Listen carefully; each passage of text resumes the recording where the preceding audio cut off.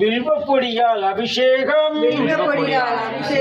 காண்பதற்கு நாங்கள் புண்ணியம் செய்தோம் ஐயா. ஐயா சிவனையா, என் அப்பனே சிவனையா, அருகம்பில் பொடியால் அபிஷேகம் காண்பதற்கு நாங்கள் புண்ணியம் செய்தோம். ஐயா சிவனையா, என் அப்பனே சிவனையா,